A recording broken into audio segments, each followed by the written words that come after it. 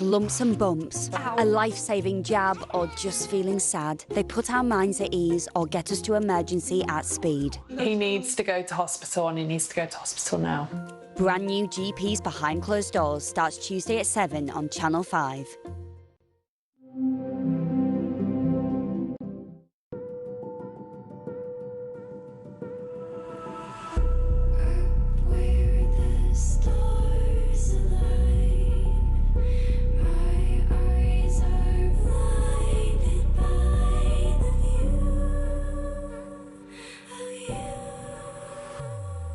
The all-new 7-seat Kia Sorento, available as plug-in hybrid and self-charging hybrid. Kia, movement that inspires. British and Irish farms that we trust help make food full of good stuff to nourish you like you nourish us. Butchers, nourishing food for dogs. Some climate experts say time is running out unless we seriously change our habits.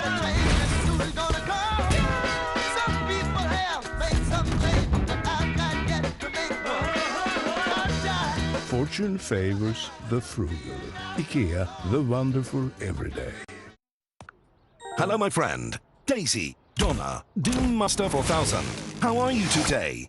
Looks like you're having a good day, bad day, hat day, cat day. Time for right McDonald's from Just Eat, yes? With your favorite Big Mac, McNuggets, bacon roll. Well, no worries, dude, girlfriend, dancing queen. We'll deliver to your crib. Yurt, Palace, today, McDonald's. We got it. Did somebody say Just Eat? Now on Channel 5 and My 5, we look back at the tragic case of Jodi Jones in the first of two-part crime documentary, Murder in a Small Town. Be prepared for graphic descriptions of real-life murder which may distress some viewers.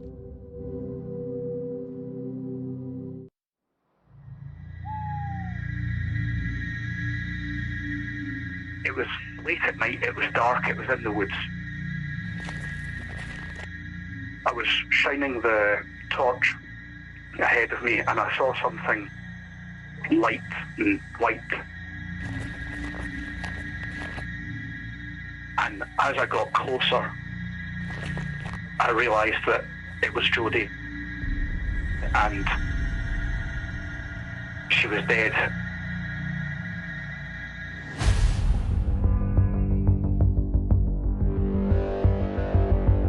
It's being described by police as one of the most violent murders in a generation. This would have been a bloodbath. 14-year-old schoolgirl killed in broad daylight. Jodi Jones had everything to live for, but her life was cut cruelly short when she was brutally attacked. She'd put up an enormous fight. There was evidence of a struggle. The area was heavily blood-stained. She was virtually decapitated. This was probably the most shocking and horrific murder in Scottish criminal history.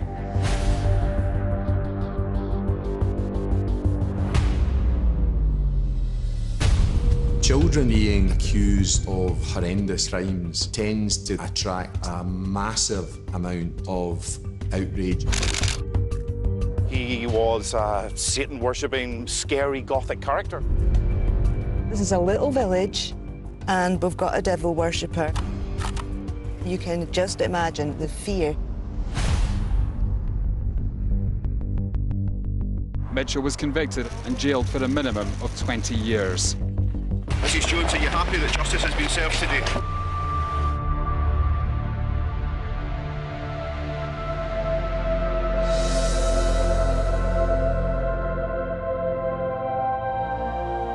I've been locked up for a crime I did not commit. I can't be more clear. I absolutely did not kill Jodi.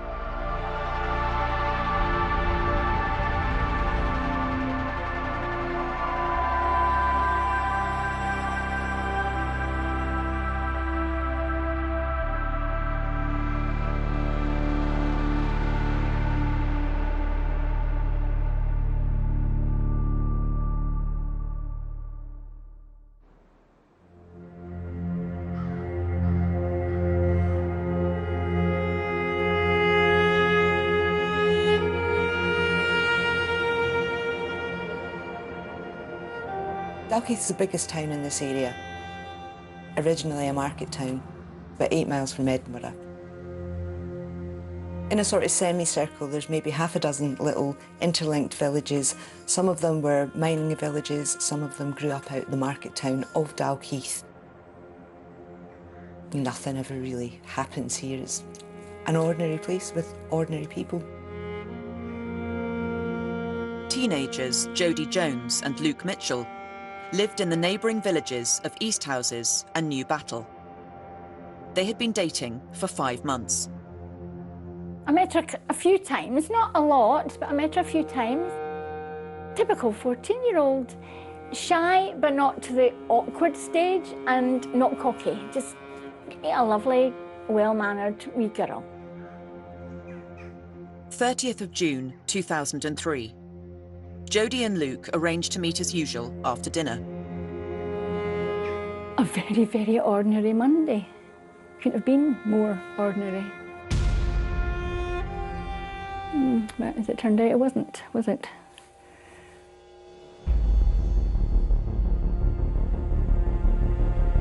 Jodi doesn't arrive to meet Luke, and just after 10 p.m, her family realise she hasn't been seen since 5 o'clock. A search party is arranged to find her.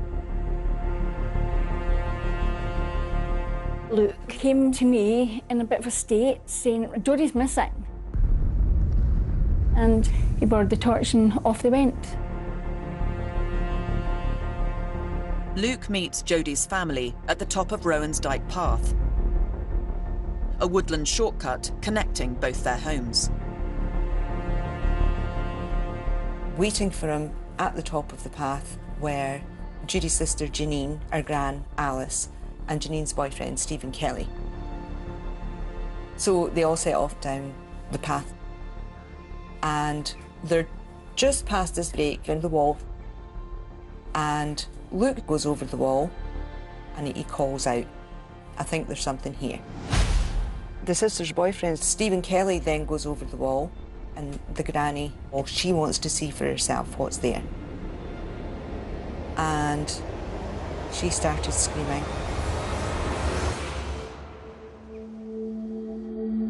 Jodi had been beaten. Her hair had been pulled out by the roots. She'd been strangled. Her throat was cut between 12 and 20 times. She was virtually decapitated. Jodi Jones was found hidden in woodland on the other side of a wall running alongside a path. Tonight there is a very real, deep sense of shock that a crime like this has happened here.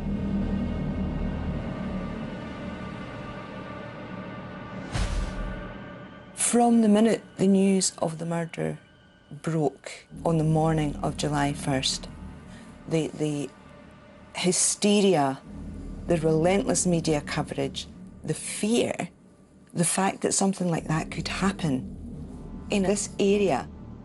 Detectives have warned Dalkeith teenagers starting the summer break to be on their guard. There was a maniac roaming among us. Police have staged a reconstruction of the last known movements of murdered teenager Jodi Jones. Tonight, motorists were being asked if they were here a week ago. Jodi's clothes are undergoing forensic examination. I got a call from a police officer. They wouldn't tell me what had happened, just that they were taking Luke and Mia, our dog, to the police station, and could I meet them there? Then we were questioned about that night, and they tape your conversations, and my tape was marked witness, and I noticed that Luke's tape was marked suspect. It appeared that Luke Mitchell was now prime suspect. Police believed he had led the search party to Jodi's body, a location only her killer could have known.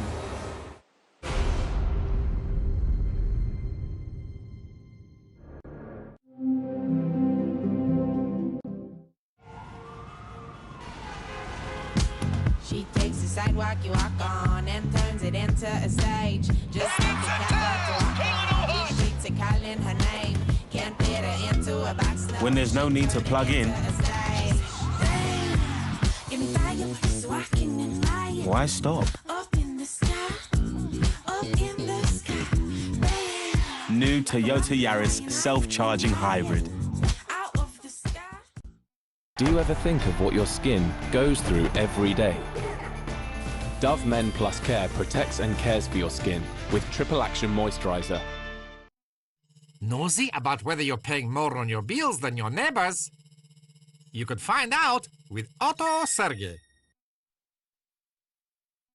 At Coral, we always want you to gamble responsibly with tools to help you stay in control. You can set deposit limits to manage your spend, track how long you play for, or set timeouts and take a break. Find out more at coral.co.uk. Remember, always play within your limits and gamble responsibly. It's important to keep my family's immune system healthy, particularly in winter. So we take Sambucol. Sambucol is packed full of natural black elderberries. Plus, it contains vitamin C and zinc, which contribute to the normal functioning of your immune system, helping your body's defences against the common cold and other school bugs. Sambucol. I love it. And my kids love it because it tastes so good. Try Sambucol and help your family stay healthy all year round. Smelly washing machine? Relax. Dr. Beckman service a deep clean for a deep and hygienically cleaned washing machine. The UK's #1 washing machine cleaner. Ever find yourself with a little extra?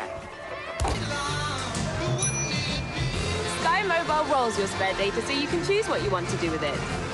Sky Mobile. Hello, possible. The Admiral is having lunch with Mrs. Taylor. Isn't this nice? Oh, look, it's my son.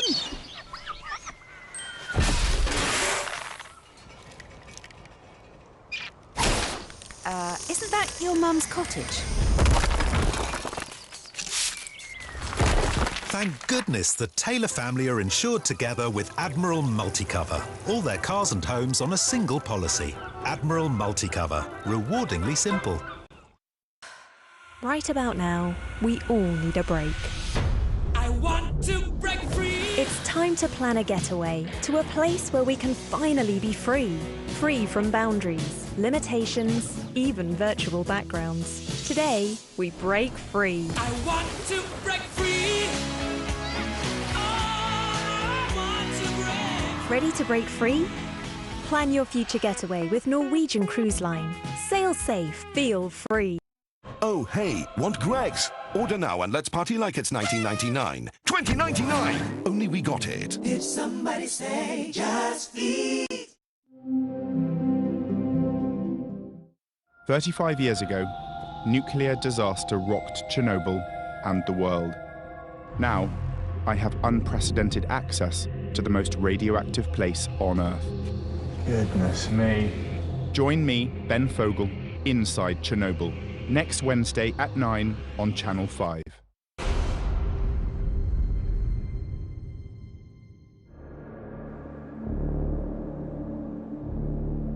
It seemed 14-year-old Luke Mitchell had become the prime suspect in his girlfriend's murder. A police search of his house revealed more about his character. Mitchell had really highly peculiar habits at home. He was storing up jars of urine in his room. He was a dope-smoking, kind of feral youth, scary gothic character. They found satanic slogans on his school jotters. And one of the things that made this case seem really scary, really terrifying, was this emphasis that Luke Mitchell was a devil worshipper, that he was into the occult.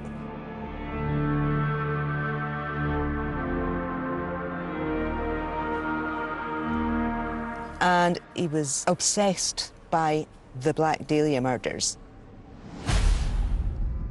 Jodi's injuries were said to have some similarity to those of a murder victim known as the Black Dahlia, a young woman who had been mutilated in a ritualistic killing.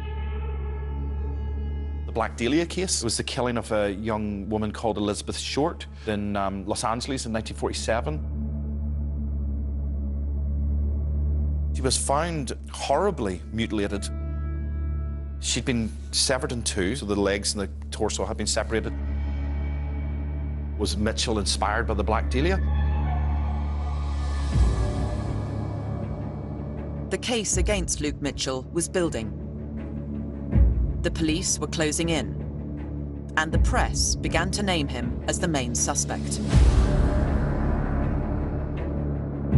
This stuff was being gobbled up insatiably in broadsheets as well as tabloids. It's got a kind of horror movie element to it. You know, this is about a young girl who's 14 who's found brutally murdered. Add in that, all that crazy stuff around devil worship and drugs, and you have a really kind of toxic brew that that people couldn't get enough of. The press just ran amok. They were virtually camped outside our door with their sandwiches and flasks, flinging themselves on my car when my car left the driveway, just to get a close-up of Luke. There was the story which became enormous of Luke Mitchell being asked not to attend the funeral of Jodi Jones. We weren't allowed to go to Jodi's funeral, and I asked why, and they said because the family were frightened that we would turn it into a circus. On the day that the funeral happened, he decided to sit down with Sky News and do an interview. Sky came to my door and I told them, yes, we were having a vigil for Jodi. So they asked if they could come in and to witness that. I thought, what harm can it do? In fact, I thought it would do better because there was whisper of, say, Luke not caring a jot, and he was unemotional, and he was this, that, and the other. And I thought, well, at least if we show them this, then at least they know we are thinking about her, and we do have emotions and whatnot. So I let them in, and basically that horrible little man started almost interviewing Luke. What would you say to those who would look at you and think he killed his girlfriend? I just say they're being naive, not to believe everything you read in the papers. It's trial by media.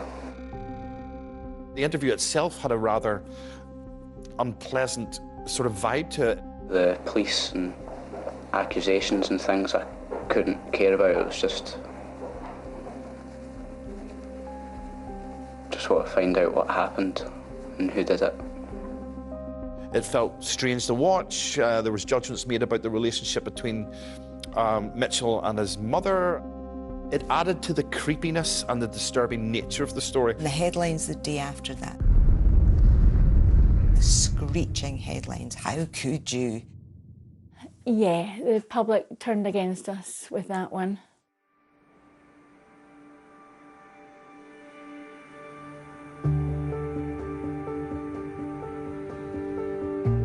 A 15-year-old boy has been remanded in custody after appearing in court charged with the murder of Jodi Jones. Luke Mitchell was finally arrested on the 14th of April 2004, 10 months after Jodi's murder. At around 7:30, the police arrested the youth at his home and brought him back here to the station. His alibi that he was at home cooking dinner was rejected, and his mother and older brother were arrested. We understand that she's going to be charged with attempting to pervert the course of justice in connection with this case. The final plank in the police case against Luke Mitchell was that his mother gave a false alibi to protect him.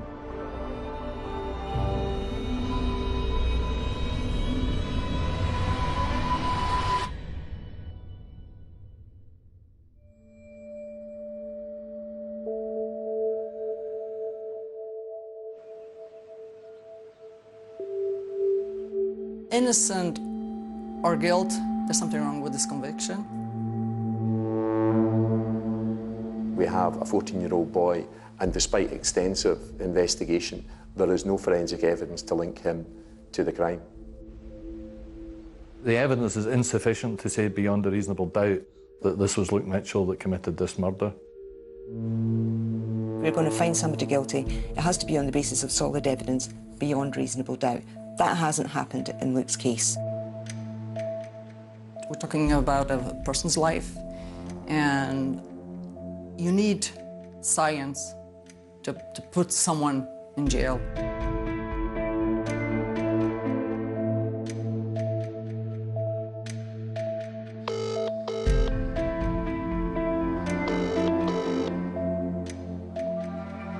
I've not spoken out in all this time because every time I've tried to speak out, I've been shouted down and just been called evil and manipulative and twisted. Can't be more clear. I absolutely did not kill Jodi, and I've been locked up for a crime I did not commit. I will not admit to something I've not done. I want to clear my name.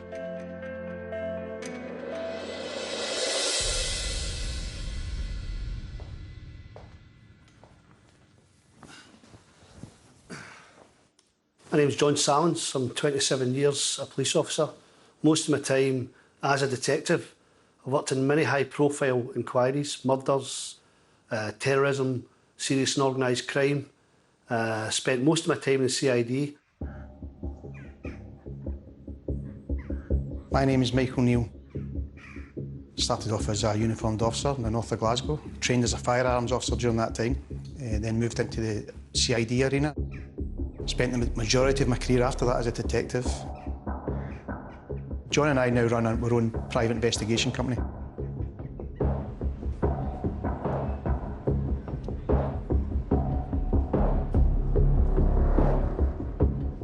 With a combined 50 years' experience, the former detectives have agreed, for the purposes of this documentary, to re-examine the case against Luke Mitchell.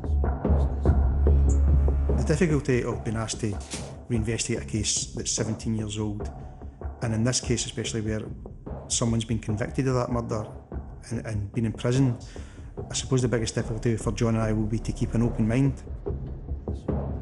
It may well be the case that we think Luke Mitchell is guilty, but we don't know until both of us have investigated it. We'll start right at the beginning.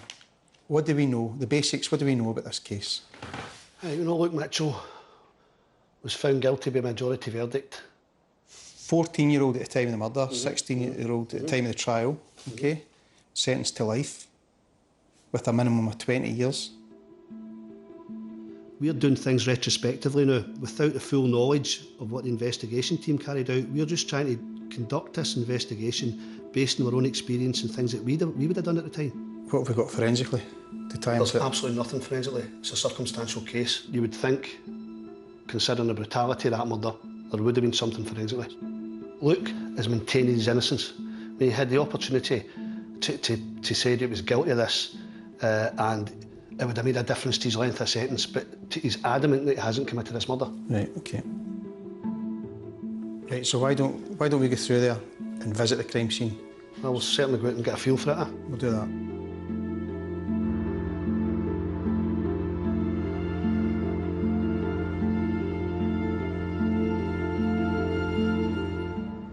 It's a lovely place as well, isn't it? Nice wee quiet town. I think we're far away now.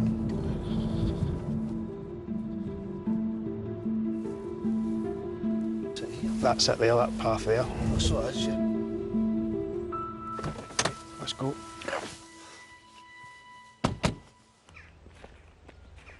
So it's just a straight track up here, right? I was a crime scene manager for about 5 years. You've got to think like the suspect. What can I take from this that's going to help me find out who has committed this crime? If you can retrieve evidence from the actual scene of the crime, linking the accused to the crime, it doesn't get any better than that. Is that it? That is. Right. We'll just try to establish exactly where the body was found. It's hard to see. I mean, you're talking 17 years ago for this bit. This bit here, see it? That kind of lay down, you could have put me into the position. Right. Hands behind my back. Jodi had injuries to her throat area. Her throat was cut.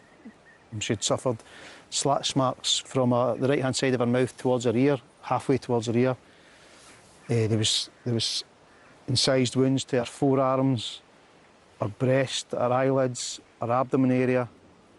Her hands had been tied behind her back using her own trousers. We're painting a picture here, and it sounds gruesome, but trust me, it's horrendous. The injuries Jodi received, absolutely horrendous. This would have been a bloodbath. The person that carried out this brutal murder would have definitely had blood on him, and some defensive injuries. And Jodi put up a fight, so there was every likelihood he'd scratches and bruises. Given the amount of blood that was generated, I would say that there should be a reasonable chance, a reasonable expectation of finding some kind of evidence being transferred from the victim to the assailant. Forensic teams removed more than 100 items of evidence from the murder scene, including hair, saliva, semen, and blood. People assumed that there must have been masses of DNA that linked Luke to the case, identified Luke as the killer. It comes as a bit of a shock to most people to realise there was no DNA whatsoever to link Luke to the murder scene, or to link Jodi to Luke. So, nothing. To find nothing in such a brutal crime scene as this, bearing in mind that Luke Mitchell's fingernails were scraped and they had dirt in them. If he'd washed, that wouldn't have been the case. We're talking about a mutilation. I mean, it's horrific, absolutely horrific what's taking place. So to get out of here, get home, destroy everything, every single piece of DNA evidence that could possibly be on your body, I find it unbelievable. There was DNA, male DNA, at the scene and on the body, but it wasn't Luke's. Forensics found DNA on a bloodstain on Jodi's T-shirt. DNA from Stephen Kelly, Jodi's sister's boyfriend. That implicates Stephen Kelly more than it implicates Luke Mitchell, because there was nothing found from Luke Mitchell. This was the only full DNA profile they had from Jodi's body or her clothing. You would have thought they'd have gone straight to his door and gone, you have some explaining to do. Why didn't they do that? The explanation given by the prosecution in court for Kelly's DNA was that Jodi had borrowed her sister Janine's T-shirt that night. A wider search of the area around Jodi's body revealed Stephen Kelly's DNA wasn't the only male profile found.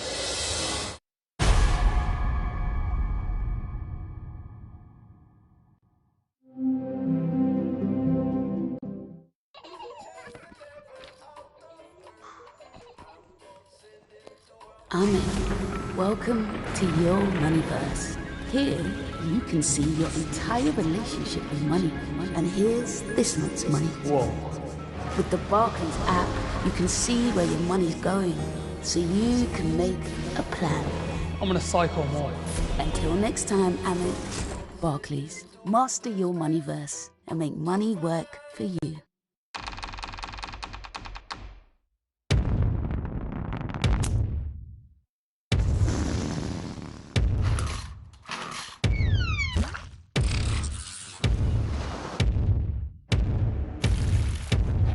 Don't let erectile dysfunction make you impotent.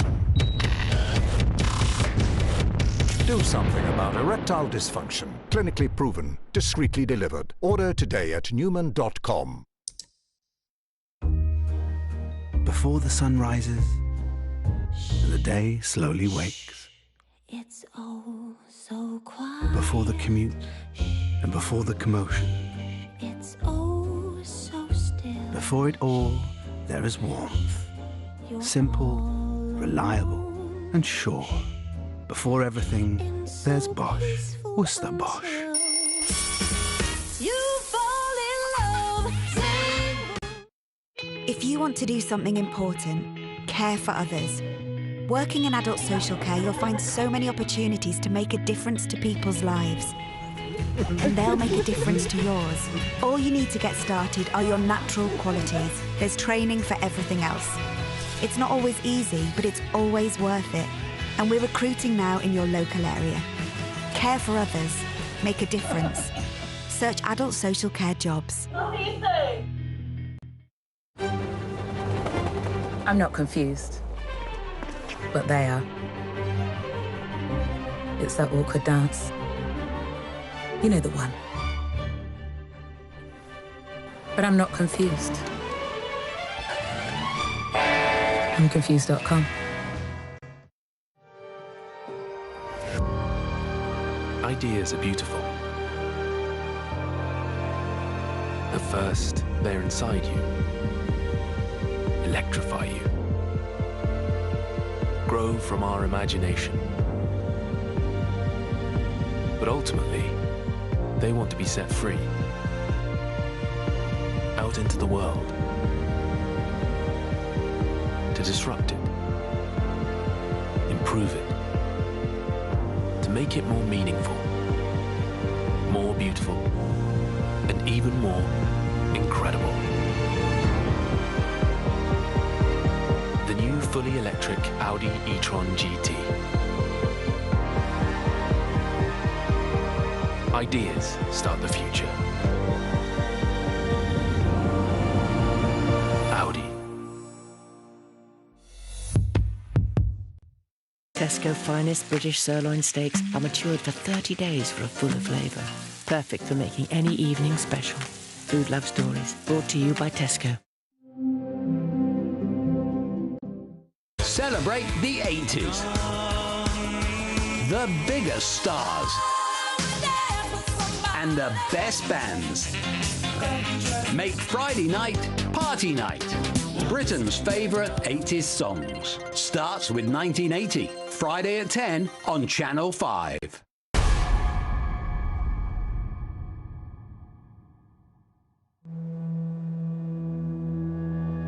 Forensic searches from the crime scene found DNA from Jodi's sister's boyfriend on clothing. But another male profile was also found in a used condom close to Jodi's body. That condom was found to have what was described as fresh semen.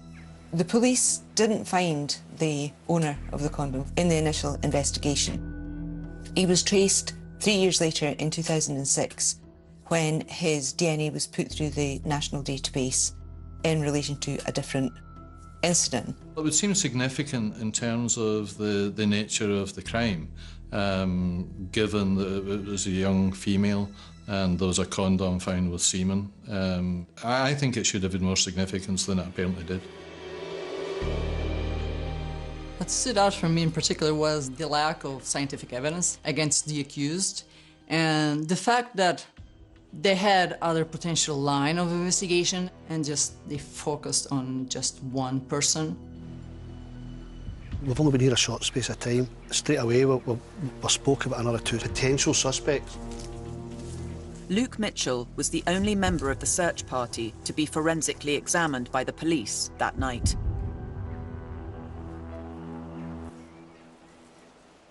The visit here today for us is very worthwhile. Biggest thing for us is if those 4 people were here and found that body, why was it only Luke Mitchell that was taken in to be interviewed? All 4 of them should have been treated at that point as the same. But it just seems to be it was only Luke Mitchell, and at this moment there doesn't seem to be a reason for that.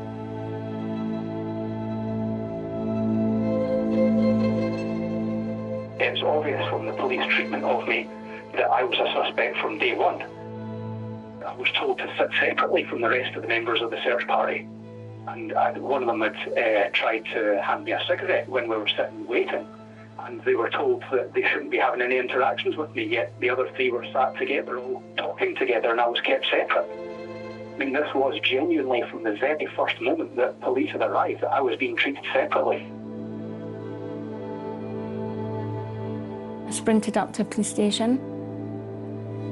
I asked where my child and my dog were. I was shown into a room, and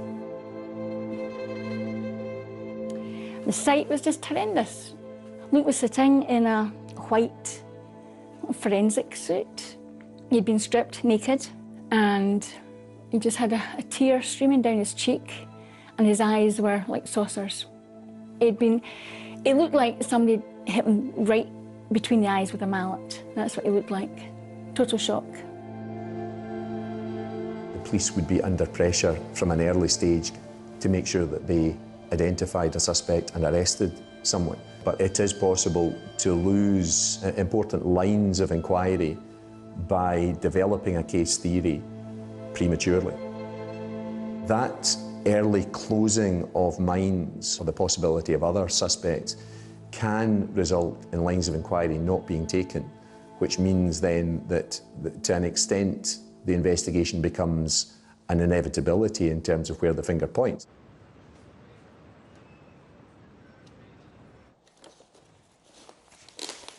An examination of the case files reveals an inconsistency in the stories of how Jodi's body was found that night. You've got the granny's statement, the sister's statement, the sister's boyfriend's statement, but the first statement they made bears no resemblance to the statement that's used at court. In their first statement they said that Luke's dog Maya was sniffing the air and was alerted to something, right? Which is what Luke says as well. Which is what Luke says as well, which would indicate that the dog has found something and not Luke. But then as they go on and they put the statement they use at court, the dog didn't sniff the air and Luke went straight to the V. And it makes it look as if Luke knew where the body was. It makes Luke Mitchell as a suspect fit. The defence tried to pursue that. They read out the sister's boyfriend's description of the dog. It's an Alsatian, it's a big dog, its head was above the height V. That's a very clear description of the dog and how it reacted. And he put it to the witnesses, this is what you said. And they said things like, I don't remember. And the first story that they were all telling together just disappears.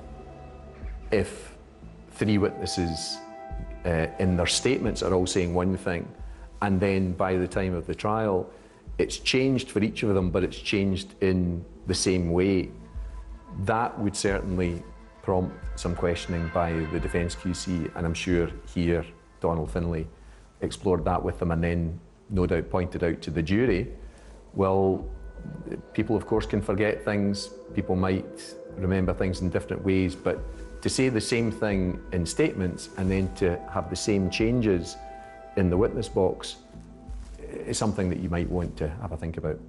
It'd be interesting for us to have a look through the statements and see where they start to change and if there's anything been suggested to them. Has it been suggested to them that this is what might have happened and they've thought, aye, maybe.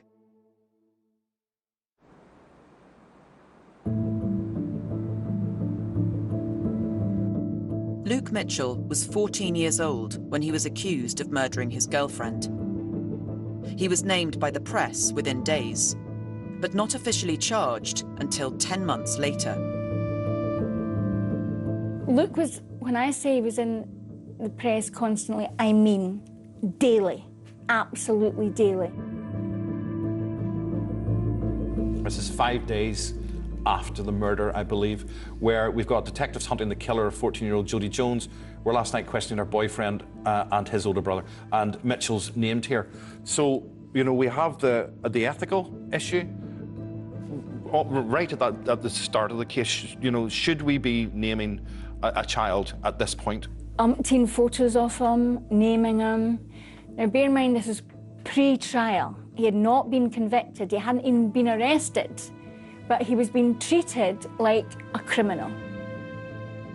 So, I mean, we've got a picture of Mitchell here. When you look back on this, it's intensely problematic for how this case is going to be treated by a jury, in the eyes of the public. Why do people think he did it? Because the police told the press and the press told the public. You worry about how this whole narrative was being framed by the police using the press and what that would mean by the time it gets to court.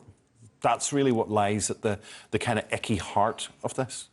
The media and the police views almost fed each other, and they certainly, to my mind, fed the impression that was being given to the public. What intrigues me the most about this case is, was it the prosecution of a lifestyle? What I mean by that is Luke Mitchell's case seemed to fit in with a narrative which was unfolding in the late 1990s and the early 2000s, where kids were in effect almost criminalised themselves because of their attitudes or the behaviour. The dope smoking, the violent computer games, the listening to, music that adults found offensive.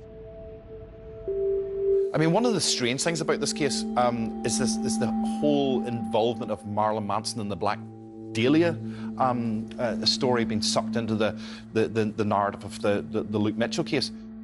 Marilyn Manson was fascinated with the Black Dahlia case.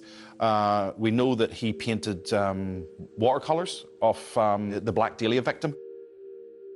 And it turned out that the prosecution were trying to claim that Luke had carried out a copycat of the Dahlia murder from the Manson paintings because he was obsessed with Marilyn Manson. Well, if the kid's into Marilyn Manson and Marilyn Manson's into the Black Dahlia, then, was Mitchell inspired by the Black Dahlia? There's a little bit of a problem there.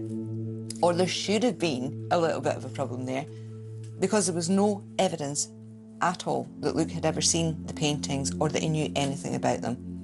So they took all the computers that Luke had access to. None of them had accessed those paintings. If this website is what he would have had to access in order to see anything to do with the Black Dahlia killing, where's the evidence that he accessed that? And there is none.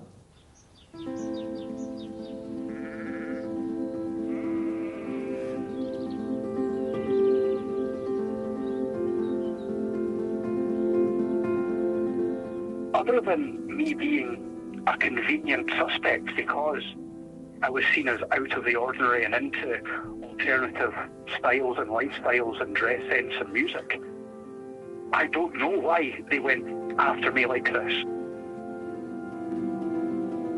It's not as though I had criminal involvement with the police beforehand, before any of this. I was the local weirdo.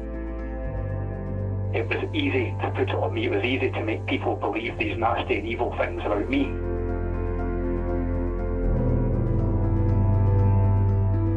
The whole idea, I don't know how many times this has to come up in cases like this. They listen to a particular type of music and that drives them to murder. There is no scientific evidence to back up those claims, wherever they've been made. But they keep wheeling that old nugget out because it's sensational. People don't go out and kill because of Marilyn Manson. You can't blame Marilyn Manson for murder.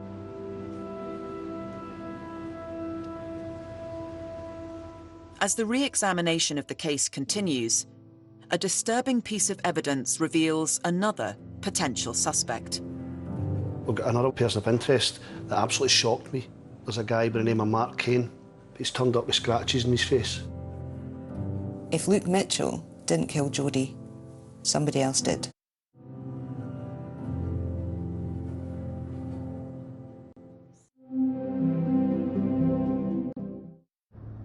When crafting the new all-electric Lexus UX, we ask one question: how does it feel?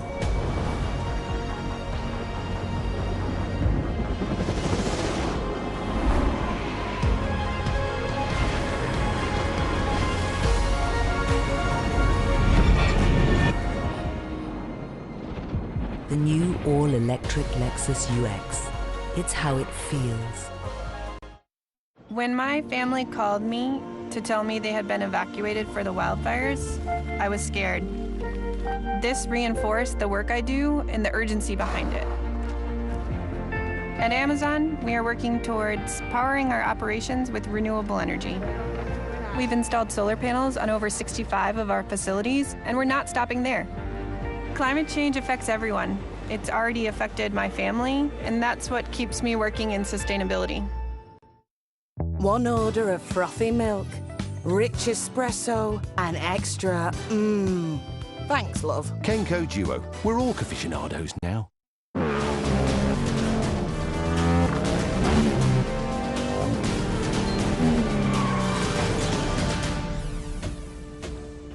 Good citizens, I'm here to help you retrieve your stolen laptops. I'm afraid Direct Line already replaced them. See? I have to go. Somewhere a crime is being committed. Tom's been stealing out the fridge again. No, I haven't. Your move, Tom.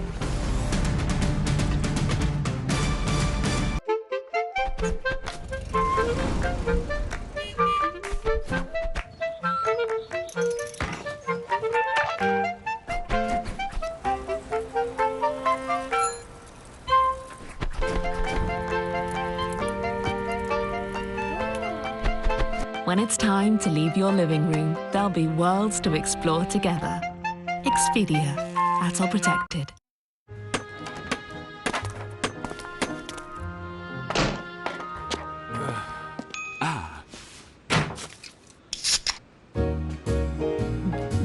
Red Bull gives you wings.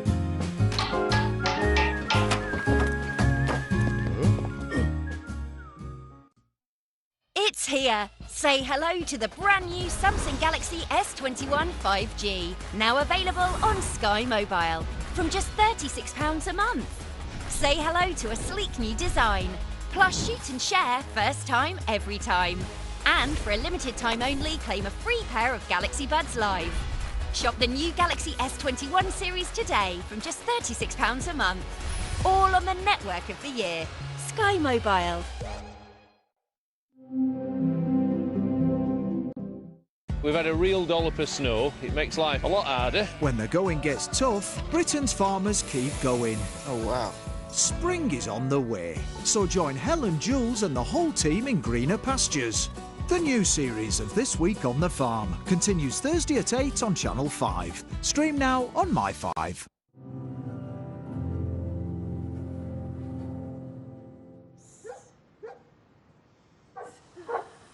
Sound effects. In April 2004, Luke Mitchell's mother, Corinne, was arrested and charged with attempting to pervert the course of justice. 8 months later, all charges against her were dropped. This was a caravan sales, and the shop sold caravan accessories. I lost everything. Started with losing my son, and there's nothing worse as a mother watching your son being taken away from you when you can't do anything. You can try screaming, try shouting, yelling, not going to get you anywhere. And especially when you know he's not done anything wrong because he was with you. And no one listens. No one listens. Then that has a knock-on effect. Well, after Luke was convicted, obviously this was an easy target. And one night I got a phone call from the police, can you come up? So I was up here about 3 o'clock in the morning. To be honest, all I could do was sit in my car and just stare. It was just mind-blowing. Utter carnage. It wasn't just a couple of broken windows, it was 40-odd caravans, completely trashed. So I sold the house. So now we've got nothing, absolutely nothing. So I'm living here. Not my ideal plan at 61. Living with no electricity, so no running water, no toilet. Unfortunately now my health is suffering because of it.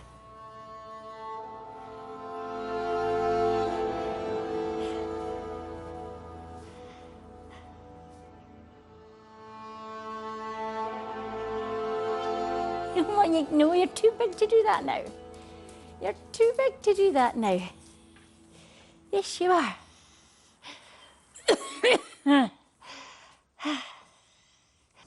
And here is what used to be my office, which is now my bedroom come living room, which I share with Mako here. And a few rodents. Yes.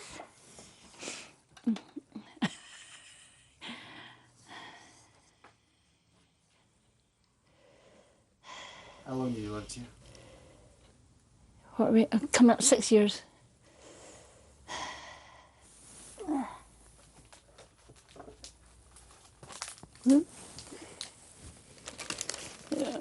Luke and Mia. An innocent little boy, dragged from his home, having done nothing wrong, and then been turned into a monster by the press. It's just devastating, completely devastating. God, he just looks so young in that photo. Did you ever wonder whether you could do this anymore? Oh, I'll do it.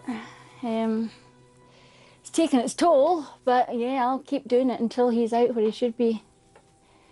So I want justice for my boy. End of.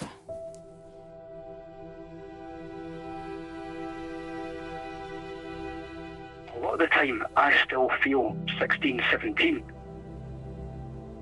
And I have to remind myself that I'm nearly 32 now. They took me away in April 2004, and I've still not managed to go home yet. I'm still waiting to go home.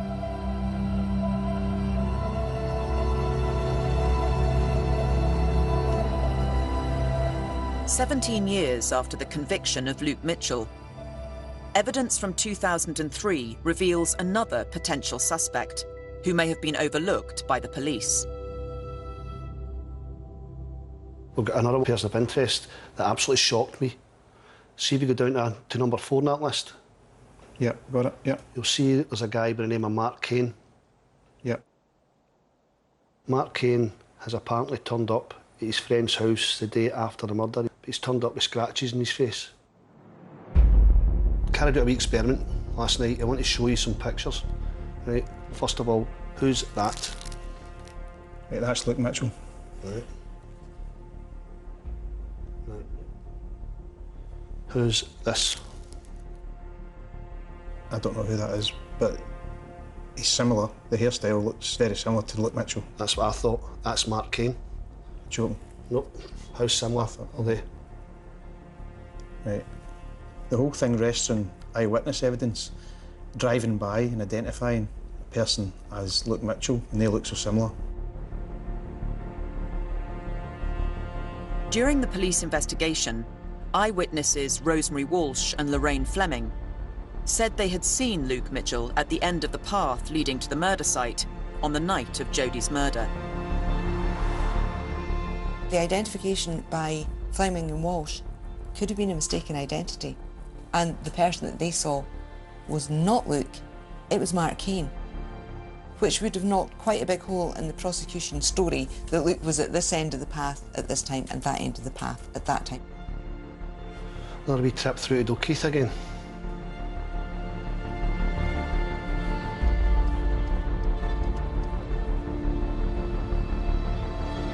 Scott Forbes, the man who was visited by Mark Kane the day after the murder, has agreed to meet with the investigators at the crime scene. This will give us a feeling for it now, a proper feeling. Nothing better than actually speaking to folk direct rather than reading their statements. There's a gate there. And there's the entrance to the path. Right.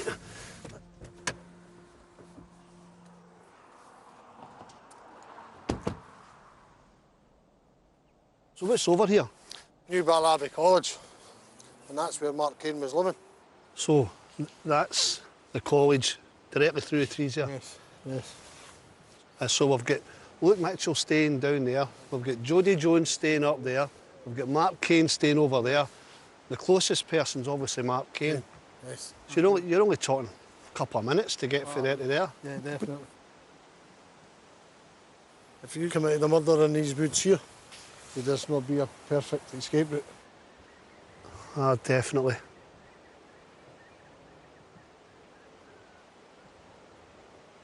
Tell me how you know Mark Kane, Scott. I met Mark Kane when I was a student at the same time. As an individual, what sort of person was he? Listen, he was a nice laddie in his own ways, but he was a very, very disturbed boy. Very, very disturbed. He carried a 8-inch blade with a brown wooden handle, kitchen knife.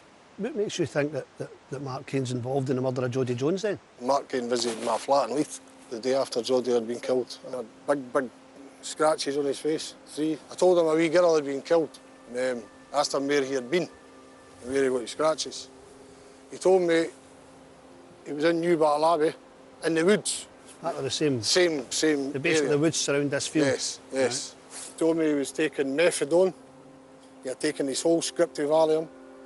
He had got a bag of speed, smoking cannabis, and he was drinking lager. See the day you seen him, did he have a knife on him? Ah, he would have had. I never seen it. You never seen it? But he would have had. I told him I was concerned. You know, you've just told me you've been in a woods full of drugs. A wee girl's dead, you've got scratches on your face. He told me he fell in a bush. And that's how he scratched his face. And I remember saying to him, that's no scratches for a bush. He got flustered. And then he left. After he left my flat, I was still concerned. Do you think Mark Kane killed Jodi Jones? I genuinely don't know. I've always suspected it. Mick and I would like to have a chat with Mark Kane. Is it possible for you to arrange a meeting that we could sit down and talk to him about this and view the things that you've... No. Mark Kane died last year. Mark Kane's dead? Yes, Mark Kane's dead, yes. Last year? Last year, just last year.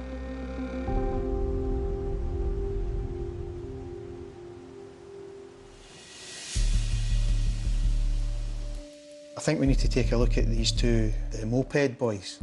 We've got a witness who sees the moped against the wall, right at the V in the wall in the crime scene, right? Sees the moped leaning against the wall, but doesn't see them there. What time was that at? 5:15. The exact time that Jodi was murdered. We decided, right, let's see if we can get Luke to get a polygraph. That would be a dramatic, sensational twist in the story. Did you stab Jodi on the 30th of June 2003?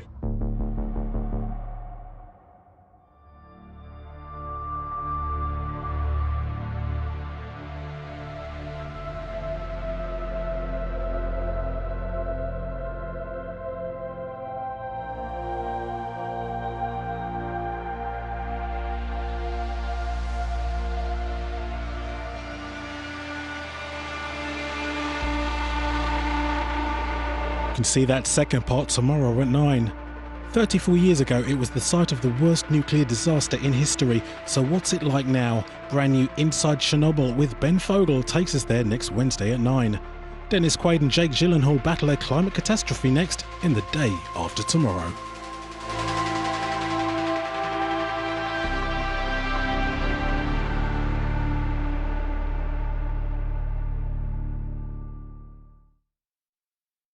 I love the British coast. From its pebbled beaches and rugged cliffs to its seaside towns and fish and chips. Oh my goodness, there are bottlenose dolphins. So across this series, I'm taking a journey along some of the most beautiful walks in the world. This is amazing, this place. Now, if that doesn't invite you to go for a walk,